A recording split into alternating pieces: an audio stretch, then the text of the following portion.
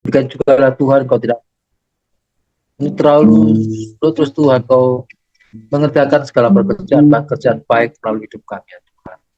Kami menyadari akan bagian terpenting dan kehidupan kami adalah kami mengerjakan apa yang menjadi bagian kami dalam kehidupan kami. Sekecil apapun ketika mengerjakannya buat Tuhan, maka itu akan membawa satu dampak yang baik Tuhan, baik kehidupan kami sendiri, lebih dalam kehidupan berjemaat dan kehidupan bermasyarakat.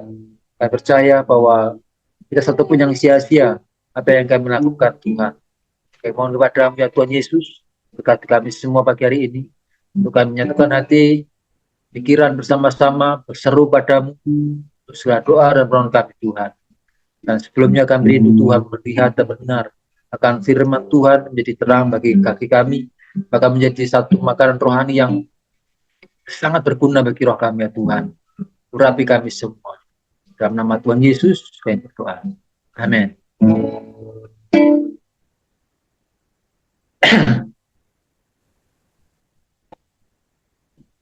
Shalom Bapak Ibu Saudaraku sekalian. Ya, kita akan sama-sama melihat firman Tuhan di dalam Galatia pasal yang ke-6 ayat yang kedua. Satu ayat ini sebagai dasar untuk sama-sama kita kembali ke dalam perjalanan iman. Dikatakan di situ bahwa bertolong-tolonglah menanggung bebanmu, demikianlah kamu memenuhi hukum Kristus. Ya, ulangi, Galatia pasal yang ke-6 ayat yang kedua. Bertolong-tolonglah menanggung bebanmu, demikianlah kamu memenuhi hukum Kristus. Nah, saudara-saudara sekalian, bahwa semua kita mengetahui ya bahwa kita sebagai manusia tentu dikondisikan atau diciptakan Tuhan bukanlah sebagai manusia yang individualisme, sekalipun mungkin ada banyak orang yang juga mengambil sikap dan memiliki gaya hidup yang individualisme, terlebih sekarang dengan kondisi dan keadaan zaman yang juga ternyata membawa manusia itu cenderung ke arah individualisme atau mereka hidup sendiri itu mampu. Ya. Dengan segala kelengkapan-kelengkapan yang ada hari ini, memang sangat dimungkinkan bahwa orang-orang itu bisa hidup sendiri, bisa mandiri, karena peran manusia yang lain bisa digantikan dengan teknologi hari ini. Baik lewat peralatan-peralatan yang ada, bahkan lewat pertemanan pun sekarang manusia bisa hidup sendiri.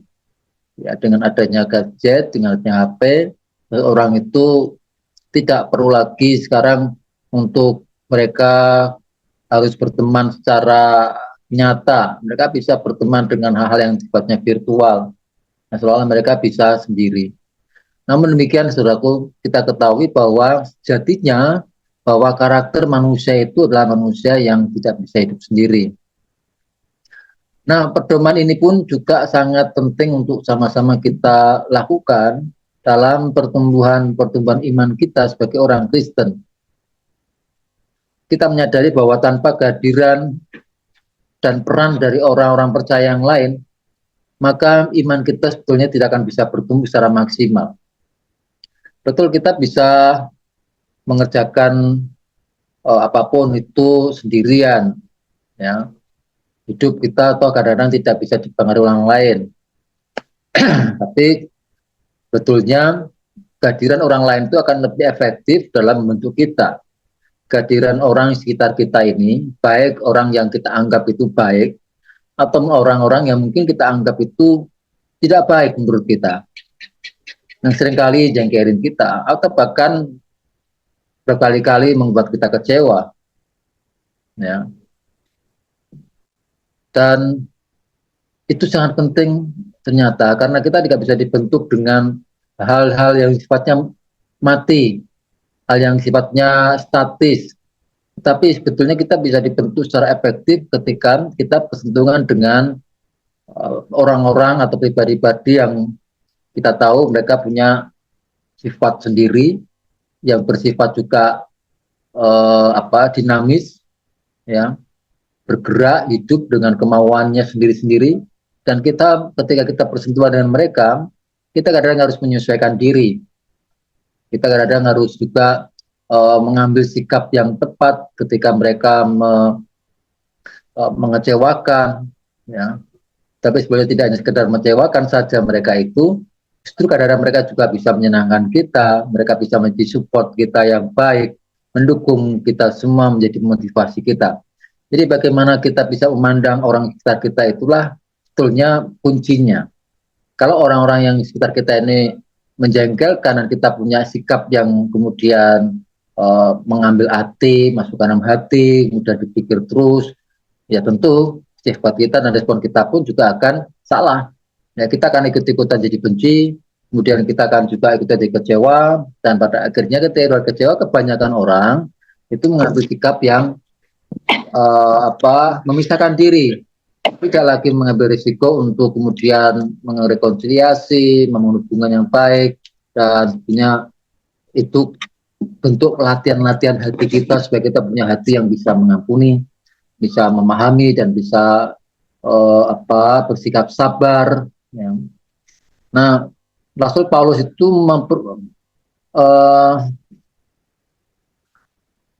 memberikan satu nasihat kepada kita semua, ya, bahwa supaya kita ini tidak jatuh dalam pencobaan. Tetapi di samping itu, setiap jemaat di Galatia ini juga harus memperhatikan hidup mereka untuk saling memperhatikan dan saling menolong. Dan nasihat ini tidak bertujuan untuk menghakimi atau menegur dengan kasar.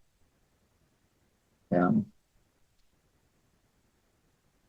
Menurut Rasul Paulus, saudara, memberikan perhatian ketika bertolong-tolong kalian dalam menanggung bebanmu, ya, itu berarti ternyata kita juga sudah punya beban masing-masing. Kita punya permasalahan masing-masing yang terjadi dalam kehidupan kita. Oleh karena itu, karena dikatakan itu adalah kita saling, di dalam saat kita sama-sama sedang pergumulan dalam kita membangun sedang mengalami satu permasalahan yang kadang-kadang kita malu untuk mengatakannya, atau bahkan mungkin kita mencoba untuk menyimpan itu dan bila kita sendiri yang mengerjakannya, dan sebetulnya kita butuh orang lain untuk sebagai penolong kita, menjadi support kita, sekalipun mereka tidak bisa menolong kita sepenuhnya dengan apa yang kita alami. Tetapi dengan kehadiran orang lain, dengan kita juga mengambil sikap pertama untuk memberi pertolongan, menjadi satu perhatian.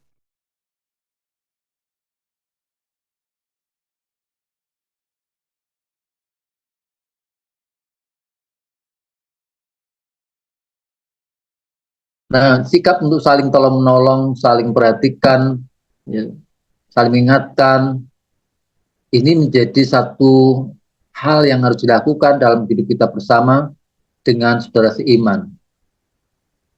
Kita juga tidak salah untuk kita saling menegur jika kita dapati ada saudara kita yang salah. Dan kalau orang kita dewasa, maka ketika kita menyadari kita salah dan kita ditegur, tentu sikap kita harus menerima. Ya, kita harus menyadari ternyata masih ada orang-orang yang mempedulikan kita. Beda kalau kemudian kita salah dan kita didiamin aja, sakarepmu dewe gitu kan, seolah itu orang tidak peduli. Nah, ini jadi permasalahan, saudaraku. Justru ketika kita ditegur, kita diingatkan, ya, itu bukti bahwa kita dikasihi. Orang melihat bahwa kita sedang dalam perjalanan yang salah dan diingatkan. Bersyukur ada orang melihat dan kita diingatkan supaya tidak terlalu jauh apa yang kita lakukan. Jadi sebagai tubuh Kristus, mari sama-sama kita akan saling memperhatikan, saling menegur, saling mengingatkan, dan juga saling menolong dalam menanggung beban. Ya, entah itu pertolongan-pertolongan yang diberikan bisa jadi tidak seperti yang kita harapkan, tapi setidaknya sudah aku kehadiran saudara-saudara iman itu memberikan satu support dukungan moral yang baik untuk sama-sama kita lakukan. Ya, dan kita terima dengan penuh sukacita. Karena tidak seorang pun ada orang yang lebih kuat daripada yang lain. Ada kalanya kadang orang lemah, satu ketika dia juga akan mengalami kelemahan. Orang yang kuat ada kalanya dia akan mengalami satu keadaan yang lemah. Dan kita juga harus saling menolong. Ya, ada kalanya yang lemah justru juga membutuhkan dukungan saudara yang lain. Jadi kita saling ada imbal baliknya. Yang sampai kita merasa bahwa kita yang paling kuat, paling rohani, ya, dan benar, dan sehingga kita menegur orang itu dengan arogan, dengan cara-cara yang tidak etis, dengan cara-cara yang justru melukai lebih dalam lagi. Ya, pikir kita mencoba menegur, kita coba untuk menasihati, kita coba untuk menolong, tapi kalau dengan cara kita yang salah, alih-alih kita membuat mereka kemudian merasa terayomi, justru terhakimi. Nah, ini kan repot. Makanya hati-hati dalam kita memberikan satu nasihat, memberikan satu teguran, tentu kita menegur dengan kasih, menegur dengan kata-kata yang bisa lebih indah untuk didengar, ya. Nah, sampai dengan karakter kita, aku memang begini orangnya, saya bisa dengan begini begitu, tidak boleh. Ya, itu harus dengan sikap-sikap yang betul sehingga saran kita pun bisa ditangkap dengan baik. Dan kemudian kita acuh-acuh, ya, dalam kita memberi pertolongan. Dengan rendah hati dan lemah lembut kita menegur saudara kita yang jatuh dan terus mawas diri supaya kita juga tidak akan jatuh sendiri. Saudaraku, kita jatuh dalam dosa, kita wajib buka diri terhadap teguran dan dosa atau teguran dari saudara-saudara iman yang lain. Ya. Kalau kita lihat sekarang, adakah saudara kita seiman yang membutuhkan teguran atau dukungan hari ini? Mari sama-sama kita akan berikan mereka dukungan dan support yang baik bagi mereka. Yang lagi dengan cara-cara atau dengan kata-kata yang lebih bijaksana, yang lebih indah untuk didengar dan diterima dengan telinga, dan mereka bisa menerima teguran kita. Dan sama-sama kita akan menanggung beban bersama-sama sebagai satu hukum Tuhan. Kita sedang memenuhi hukum Tuhan selain daripada kita untuk mengerjakan pelayanan-pelayanan yang lain. Saudaraku, bertolong-tolonglah menanggung bebanmu, demikianlah kamu memenuhi hukum Kristus. Amin. Tuhan memberkati.